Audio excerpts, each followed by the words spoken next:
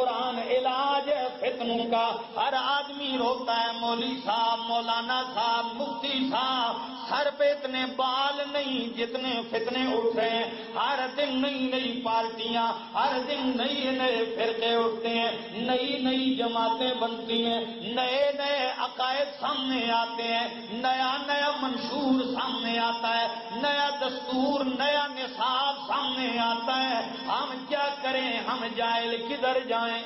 جس نے قرآن کو سینے سے لگایا، قرآن نے اسے ذلت اور بستیوں سے نکال کر بہت بلند و بالا کر دیا.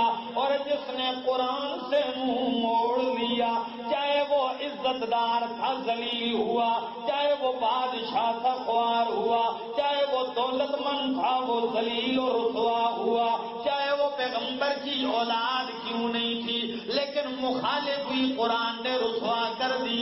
خاندان والا کیوں نہ رسوا ہو گیا. ابو لہب میرے پیغمبر کا چچا ہو کے قرآن کہتا ہے تبت یدا ابی لہب وتب.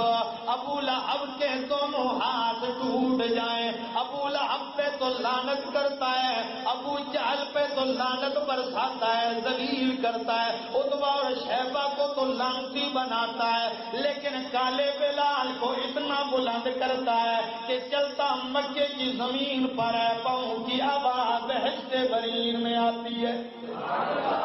سلمان فارس سے آیا، آسمان ہدایت کا ستارہ بن گیا. صہیب روم سے آیا، آسمان ہدایت کا ستارہ بن گیا. ہاں بلال آیا، فارس والے آئے، روم والے آئے، شام والے آئے، عزت بناتے گئے اور اپنوں نے نہیں سنا ذلیل ہو گئے. ہوئے کہ نہیں؟